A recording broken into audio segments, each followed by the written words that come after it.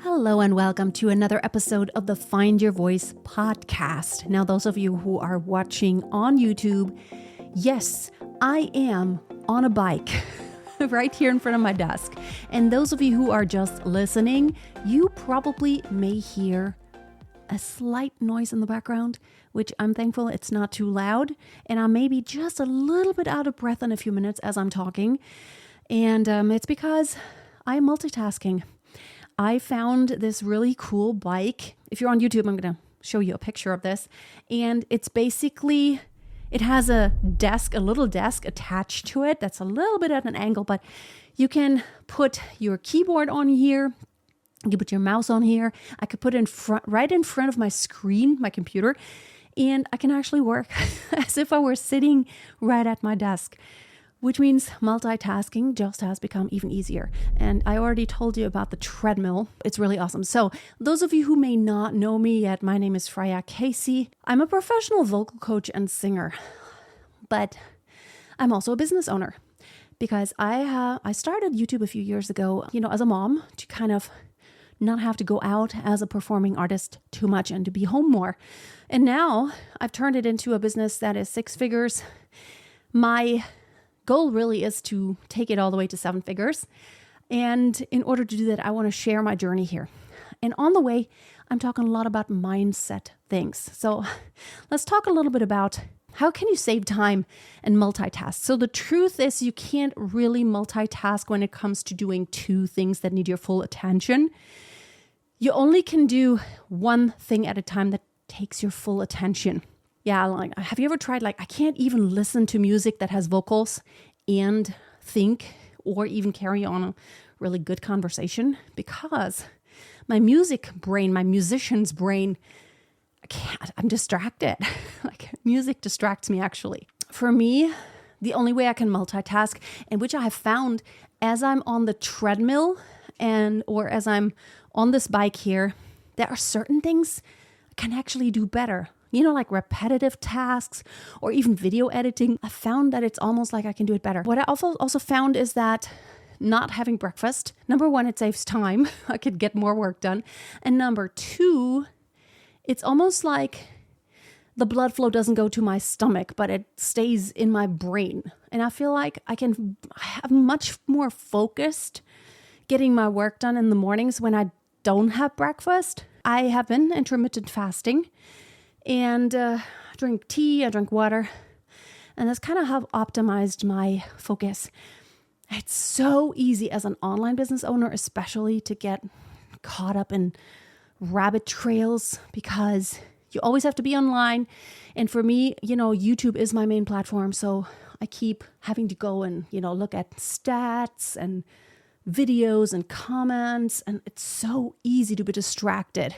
Literally just the good old to-do list, which I have right here on my desk. It's just, I just jot down notes of things that I need to get done that day is really helpful. I want to talk about one more thing. So multitasking. Can't really do more than one thing. Really focus on one thing. The thing I'm focusing on right now is really, and I talked about this, I want to ultimately hire a person who's going to take over the social media. However, now, what can I control? I cannot control the stats on socials, and I can also not control, if I just have a goal of, I want to make $30,000 of profit a month. I can't really control that. What I can control are the actions that I'm taking every single day.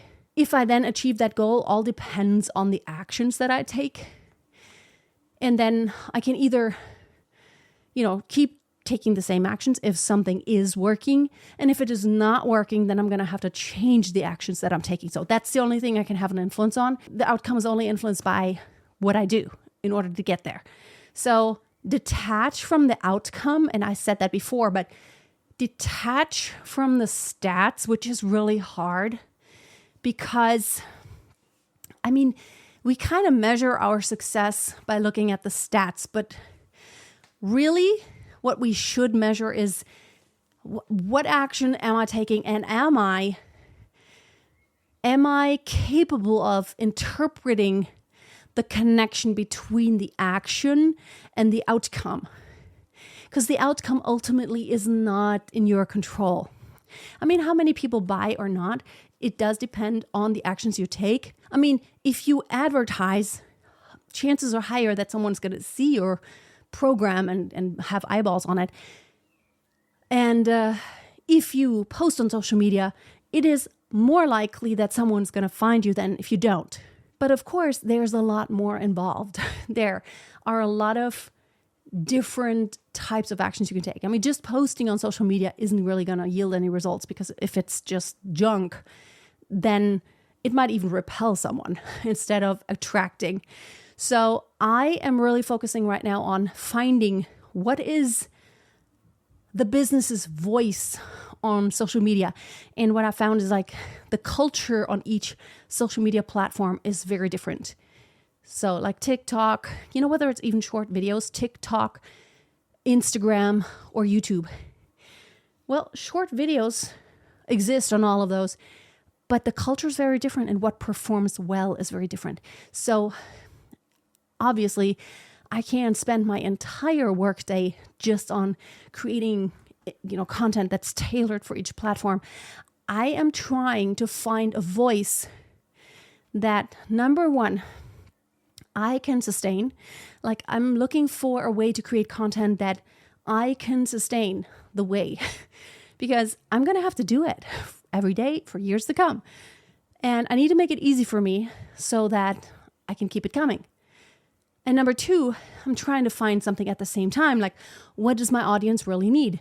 And I'm asking myself again, who is my ideal audience?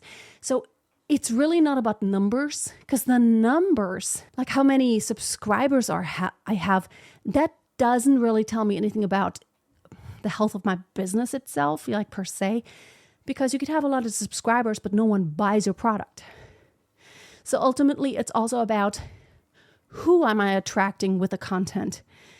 Am I even creating the content that is for my ideal audience that will ultimately buy my products? And I have to say, it's really easy to just want to look at vanity metrics such as, we have achieved so many subscribers. I do want to achieve 1 million. And so there are two types of content I'm creating now. One type of content is the type of content that's going to attract a lot of new people and a lot of eyeballs, a lot of subscribers, which is reaction videos. And number two, it's content created for the students I really want to attract, for those who are going to buy my programs. And maybe not so much beginner anymore. Maybe I will create more advanced type of content, because I feel when you're too general, you attract more people, but it's also not the right people, because, become a better singer. It's just so general, like anyone wants that, right? But out of all those people, how many are actually willing to invest in a program or in themselves in order to get better? It has to be those people who are a bit more serious, that it's really important for them, important enough in order to invest something. So that's what I'm doing. Now I'm slightly out of breath. I have to be on the bike because another thing let me actually look at this. I have downloaded an app that I used to have on my phone, and I've downloaded it again. It's called, Habit Share. I used to have it, and it's really cool because you can just put in habits and then kind of check off, did I do this today? And you can tell it to do it like every day, 7 days a week, or if your goal is to do like 3 times a week, you can put that in there and it'll tell you the streak. So my goal is right now to do the following things 100 for 100 days. Now, some of these things aren't every single day, but the following. Number 1, 100 kettlebell swings per day. Sounds a lot, but it's not. So I always do a set of 20. I'll do that 5 times throughout the day after I do cardio, such as I'm doing now, like on my bike as I'm working. So in between, I'll just do 20 kettlebell swings because they really work your entire body and it's really great. It's like for legs and back and abs and core and arms, everything. The next thing is 60 minutes of cardio. So either on my bike or my treadmill. And that's overall. So that doesn't mean 60 minutes all at once. I could do 10 minutes here and 10 minutes there as long as it's 60 minutes. And no food before 12 p.m. No sugar. So no added sugar. Like I can eat fruit, of course, but nothing with added sugar. And lastly, spend 15 minutes of quality time with my oldest daughter after I take the twins to bed. And that is something, the twins, when they were little, I hardly got any sleep. When you're the only one doing that. But they do sleep pretty well now. And I feel like I need that. I'm just going to come back down. I used to my daughter took care of herself, and she's almost 12, so she doesn't, she's good at taking care of herself. But I think spending that 15 minutes and cuddling her, tucking her into bed, it's very meaningful. So those are my habits that I want to 100 days. And once I've reached the 100 days, it's going to be another 100 days. But I want to measure after 100 days. I want to then reevaluate and ask myself, okay, how's it looking? How did that work out? How did that affect my entire life that I did the cardio, the kettlebell swings, the not eating before 12 noon, and not any sugar? How did that affect me? It's not so much about the weight. I was never overweight. I don't feel like I'm overweight or anything, but I'm not where I used to be. I would like to get back minus 10 pounds where I used to be before the twins were born. And then I want to just look back, how has this benefited me? And I want to journal about it, like spending 15 extra minutes with my oldest daughter, because we've had some struggles, which I partially shared. Yeah, it's all about trying something. You have an assumption about, okay, I think this might be a problem and this is how I'm going to fix it. And I think this is going to happen when I do this differently. This is an assumption. And you don't really know if that's true unless you try it. And it's like this with everything in business. You have an assumption, you act on it, you try it out. And then you see if that was right or if you're completely going the wrong direction. And then you reevaluate, you look at the stats, you look at what has changed. Are the changes desirable or is that not how I want it? And then you maybe change it again. Or you keep doing what you've been doing because it resulted exactly in what you wanted or even better. So we can do, like I said, it's not always about knowing for a fact that this is going to be the outcome. You have to know what you want the outcome to be, and then you just measure, you assess. And you know what? I'm okay with creating a little bit of content from my treadmill. I just want to keep it real. And it's really interesting on my TikTok account for the Single Mom CEO. It's crazy. Like my singing account about singing, which I'm a professional singer. I know a lot about it. How many subscribers? How many people follow me now? 755. We've had that account for like almost 2 years. Literally no one cares. But we're putting out more content and see if that makes a difference. And then we evaluate. I know that it takes a little bit of different format of content. I'm working on that. And that thing, Single Mom CEO, I have 726 followers. And I just started a couple months ago.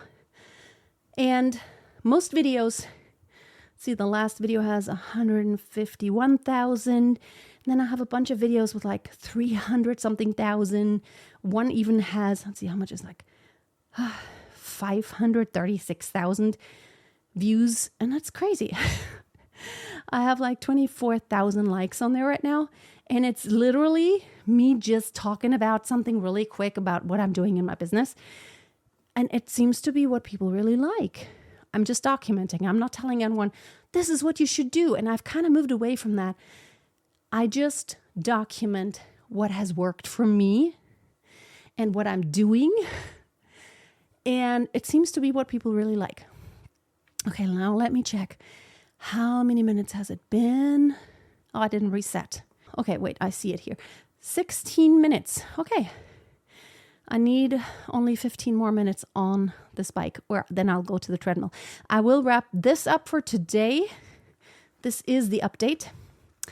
And, well, have an amazing day. Dream big and do take the action. It's all about the action you take. A winner is a dreamer who never gives up and who never stops taking action. Talk to you next time. Bye.